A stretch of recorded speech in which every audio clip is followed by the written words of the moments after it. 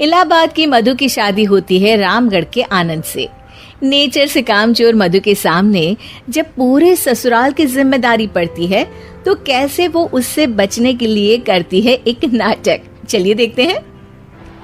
अरे मधु, मधु रानी, जरा चाय ला और बेसन घोल ले, बादल बन गए हैं, पकौड़ी बना लेते हैं। ओह, अभी अभी तो दिन का खाना खाया है, अब पकौड़ी तल दूं? अरे इतना खाएंगी तो फट जाएंगी, चला तो जाता नहीं इनसे। तभी आनंद आ जाता है। अरे मन कर रहा है पकोड़े खाने का। मधु देखो ना, बादल बन गए हैं, ऐसे में पकोड़े मिल जाए तो मजा आ जाए।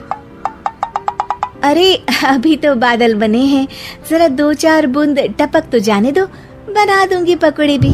ये बोलकर मधु वहाँ से चली जाती है। अरे मधु, मधु बूंदे भी बरस गई, अब तो बना दो पकोड़े। अरे बूंदा बूंदी तो रोज होती है, जरा जमकर बरसे तो पकोड़े तलने में और सिखाने में दोनों में मजा आ जाए। ये बोलकर मधु वहाँ से चली जाती है और मधु के साथ ही बूंदा बांदी कर बादल भी चले जाते हैं। मधु अपने कमरे में जाकर कहती है, अरे भगवान, ये सारा कमरा फैला हुआ है, कैसे साफ होगा? तभी मधु को आइडिया आता है और वो जोर जोर से चिल्लाती है, हे भगवान, मेरा 2000 रुपए का नोट कहाँ चला गया? किसी ने देखा क्या मेरा 2000 का नोट? तभी वहां मधु की ननद और नौकरानी आ जाती है। अरे भाभी, मैं देख देती हूँ। कैसे देखोगी दीदी, सारा कमरा तो गंदा पड़ा है। अरे हटो ना, मैं साफ किए देती हूँ, मिल गया तो दे दूंगी। अब ननद और नौकरानी 2000 नोट के चक्कर में पूरा कमरा साफ कर देती है और नोट नोट खोया हो तब तो मिले। खैर, ये तो छोटे मोटे ट्रिक्स थे जो मधु काम से बचने के लिए करती, लेकिन अब आना था मधु का मास्टर स्ट्रोक, जिसपे वो अब सिर्फ बैठकर खाने के चक्कर में थी, और वो भी सास को ऑर्डर दे देकर। कैसे? चलिए देखते हैं।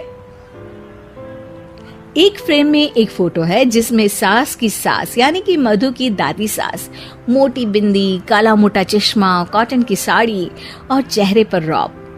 वहां उसी फोटो के नीचे खाट पर बैठी मधु, और मधु का गेटअप बिल्कुल वैसा ही था। मधु दादी सास की भूमिका में कहती है, अरे चंदावती, चंदा रानी, जरा चाय दे मलाई मार कर।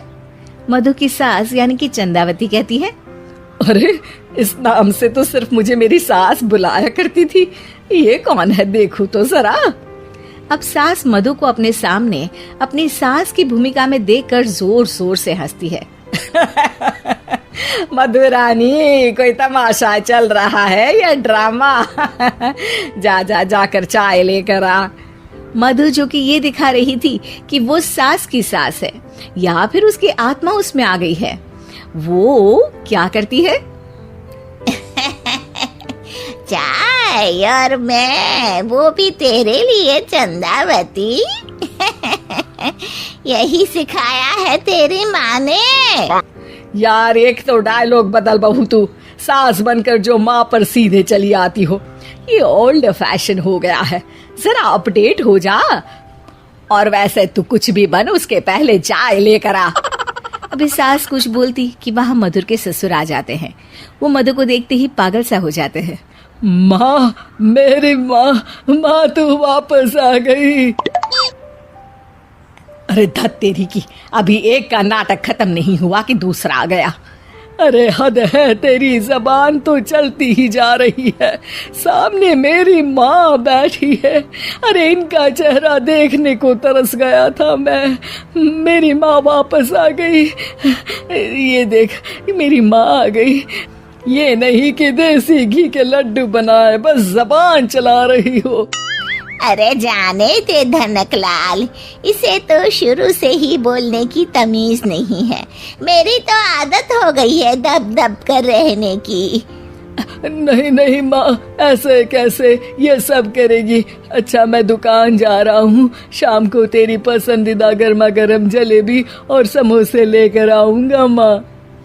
ससुर वहां से चले जाते हैं। अब बेचारी सास अपनी ही बहू के नाटक में फंसकर सारा दिन सारी रात काम करती। लेकिन कब तक?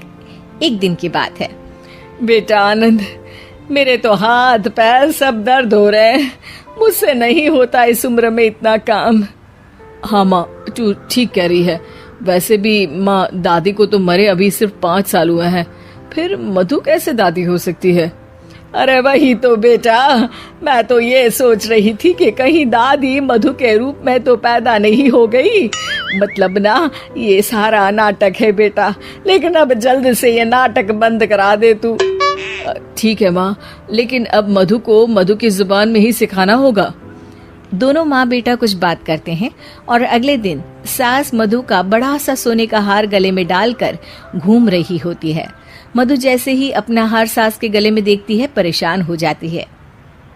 अरे अरे, ये क्या? ये हार तो तू अपनी बहू को दे चुकी थी। नहीं नहीं माँ जी, बिल्कुल नहीं। आप ही ने तो कहा था कि जब तक आप जिंदा है ये मैं ही रखूं। अब आप तो जिंदा ही हैं, तो ये हार मैं उसे कैसे दे सकती हूँ? अरे लेकिन तभी वहाँ आनंद आ जाता है। दादी, मैं आपके लिए भैंस लेकर आया हूँ, बाहर खड़ी है। जरा अच्छे से नहलाकर उसके गोबर से आंगन लीप देना और गोबर के कंडे बनाकर सुखाने डाल देना। और हाँ, जरा ताजा ताजा दूध भी निकाल देना दादी। और फिर माँ बेटे हंसने लगते हैं। मधु सोच में पड़ जाती है। भैंस? नहीं नहीं, इतनी बड़ी भैंस की मैं सेवा करूं? ना बाबा बना, मैं तो बहू बनकर घर वालों की ही सेवा कर लूं, उतना ही बहुत है।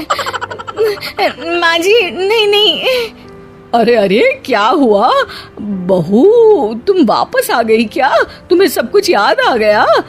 हाँ हाँ, सब याद आ गया, पूरा पूरा याद आ गया। अब सास चैन से खाट पर बैठती है और जोर से कहती है, सब याद आ गया ना? तो चले जा, चाय लेकर आ, और वो भी मलाई मार कर।